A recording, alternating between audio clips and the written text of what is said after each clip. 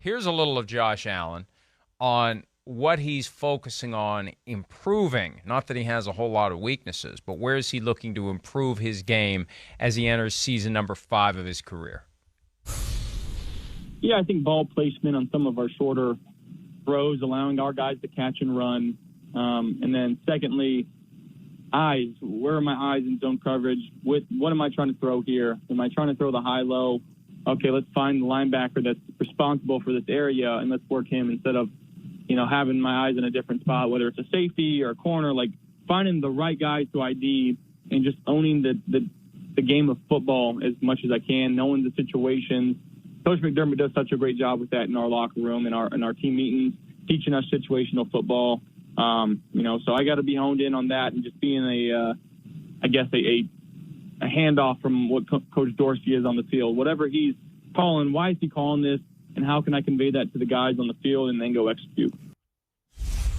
Wow, we don't even get a clip from your interview. I thought that it was going to be something that you harvested. No, we got to go with Adam Shine's podcast. My God, it's in the vault. Yeah, it's in the vault. We don't get anything. I give you up for a day, and I don't even get a little snippet. I don't control this stuff. Shit? Well, don't ask me. You act like I'm like the guy that's in control of like who recorded it in the camera. Come on, I just go there and do it. So don't get mad at me. I don't know. But we did discuss that. There was, and I know I saw you put out that tweet a little bit about how he wanted to own every aspect of football, right? I think that was yesterday. Maybe it was the day before. But I referenced that. I did in my interview, and you heard him say that to Adam Shine, and just the fact that one, you could tell he's always thinking about his mechanics and accuracy. That's just that he wants to be pinpoint, hit the bullseye every time, and do it with his flair of backyard football that we talk about so much, Mike. He expects to, make these incredibly accurate throws when his body's in incredibly crazy positions. So there's that aspect. And then he referred to it a little there with Adam Shine, just the fact of he wants to go next level in what he was talking about. Just every situation. Why is it being called? What's the purpose? I don't always need to make a play, blah, blah, blah. There's a reason we're calling this right now, or McDermott wants to do that. And I got a sense that was a real focus of their football team in general, just at practice yesterday watching it. It was pretty cool, Mike. Their ones went against their ones, and it was live. Right? So I didn't expect that because they're going to, I think, play a lot of their 2s and 3s in the preseason game here in week number 3. And Josh Allen throws a ball over the middle to Isaiah McKenzie, and he catches it and runs, and just gets clotheslined and tackled. And I was like, whoa, okay, this is real deal out here. So it was a lot of fun to see. But I think the situational football is really what he was talking about more than anything. Something that you don't see much anymore post-2011, where the day in and day out physicality was reduced dramatically in football practices. Only so many padded practices you can have, and even then, you don't see a lot of tackling to the ground in practice, which makes it a little more challenging when it's time to go play a game. And remember, 7 months after you last tackled someone, how to actually go about doing it. So interesting they're doing that. That's got a Seahawks vibe to it. The ones against the ones with high level of competition and intensity, getting the guys ready for what's to come. And I think that's important, Chris, to help avoid the temptation, the human nature, to have complacency, satisfaction, expectation, entitlement, because everybody is saying the Bills are Super Bowl favorite. And coming out of the AFC, right? I don't know if there's anyone that can be labeled as a favorite because it's going to be a meat grinder this year. And what's your sense of how they're handling that burden of expectation that could cause them to maybe lose focus a little bit because they just expect to go out and fast forward to divisional round or AFC championship, likely against the Chiefs again? No, yeah, it's I don't get the sense that there's a complacency at all that hey, we're good and we're close to the top of the mountain and we're just automatically going to get anointed back into the Final Four of the AFC here. I don't get that sense at all. There's an edge about their football team. You know it right away when you walked on the practice field when they were warming up. There was an energy just as far as how they were warming up. They were having fun, but it was, hey, hell, who cares? It's the end of training camp. You could tell there was a mission to be accomplished on the day. And then, you just the way they practice, the physical nature there that we just discussed, it's not made easy either. Again, we've had these conversations lately where it's like script for success. And I think this is a little bit where they've been talking about Ken Dorsey, the psycho, a little too, because I had some coaches tell me like McDermott will change up situations on the fly and make Dorsey, Dorsey apparently it'll be, what's the situation? What's going on? I thought we were doing this. And then, it changes. So he's keeping everybody on edge. And I just thought with talking to Josh Allen, they're a team on a mission. And I think that's why you've seen them play a lot of their defensive players the first 2 games. And I think that's also the same reason with Kansas City. They realize, to your point, Mike, it's the AFC. There's a lot of good players and good quarterbacks, and we got to hit the ground running week 1.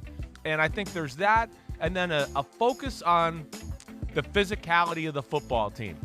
We talked about Aaron Kromer, the offensive line coach. I think there is going to be a little more emphasis on, running the ball and being a physical unit up front and not always relying on Josh Allen. And, their defensive line, their defensive line is different than it's been in years past. I think when you add in, Daquan Jones and Jordan Phillips and some of the young guys who are now going to, Carlos Boogie Basham, who they drafted last year to Wake Forest. He's a great-looking defense. And then the Von Miller aspect, who looked phenomenal in practice. I just got the sense this is a team on a mission, Mike. Kind of what we've been seeing on TV, but what I saw in person kind of verified that. And look, the schedule makes it a little bit easier for them to avoid any sense of satisfaction. That's right. Or relaxation. Right. Because right out of the gates, they go to L.A. the night they're hanging the banner. Then they're on the front end of that Monday night doubleheader hosting the Titans. The Titans, who were the 1 seed in the AFC last year. Then it's a trip to Miami, which is a very improved team. Then to Baltimore, thanks for nothing. Seriously. Then the Steelers, who beat them last year in Buffalo week 1. Then the Chiefs. Week 7 is kind of an early time for a bye. I think they'll be ready. Perfect for them. Right. But, I know, but you look at that. Hey, they come out of that 5-1, 4-2 even. They're in pretty good shape. No doubt. For the rest of the way, because they don't have the Jets until after the bye, and they have them twice. They have the Bears. They have the Lions. They've got some games on there that you look at as far easier than any of the ones they see in the first 6. But, wow, and then coming out of the bye, they got the Packers at home and Aaron Rodgers on Week 8 Sunday night. It's just a challenge, and I think it's exactly what I would want if I was Sean McDermott. It makes it easier to get the focus of your players. I would walk around with a sign. I'd put them everywhere those first 6 games, just so everyone realizes that what they're going into. You're gonna get the best. That's the other thing too. Yeah, you're gonna get the very best from those teams because they know you are the measuring stick now in the AFC. Even though the Bengals won the conference, even though the Rams won the Super Bowl, even though the Chiefs are still the Chiefs and they've beaten the Bills in the playoffs each of the last 2 years, the Bills are the measuring stick, and everyone's going to be coming at them aggressively. Those are 6 great games to start the season. Great games, they are. And you're right. It is weird because you usually measure off of the team that went to the Super Bowl, but I do get the sense that, most people in football look at the Chiefs and Bills as still the measuring stick of the AFC. And, we talked about a little bit, and I don't want to give too much away, talked about Patrick Mahomes. He brought up Aaron Rodgers a few times and things that he likes about their game and maybe he has, stole from them. So, I think those will be just important games to Josh Allen, too. He's very aware, and I asked him about that, and I don't want to give everything away, but I was like, do you realize you're in the middle of, like, Manning, Brady, Elway, Marino, right? You're in that. It's you and Mahomes. That's a thing right now. And, he seems to embrace it. He's not, like, clueless to what's going on. He understands that there's work to be done, and Mahomes has gotten the best of him so far. But he is aware, and I think he has a good sense of history and a good sense of reality where he is right now that I find cool. And, that's what the good ones have. They know what's going on. Here's what I'm curious about. Yeah. I'm curious about whether you mentioned to him or he brought up at all that goofy golf thing where Tom Brady kept clowning him for being fat, as if he's even fat. Did he mention that at all? That was so weird to me. Well, you know me, okay? So I did bring it up. I mean, come on. I'm Chris Sims, and I had to bring that up, and I want to bring it because I kind of wrote it down, so I want to make sure that I get it right here. But yeah, so I made a little fun. I was like, oh, what was that experience like, right? What was the match being there? And he did say there was like a moment where he was like, this is surreal. He said it to Mahomes, like, this is crazy that we're doing this with, Brady and Rodgers. And he said Mahomes looked at him and was like, yeah, I know, isn't it? So they obviously were like, kind of like kids in a candy store with two legends and Brady and Rodgers. But then I went, oh, Brady was, giving you the chunky talk, a little Josh Allen-y. And he was like, well, he ain't faster than me. And then he wrote, he ain't stronger than me. And then he wrote, and then he said, he can't whoop me.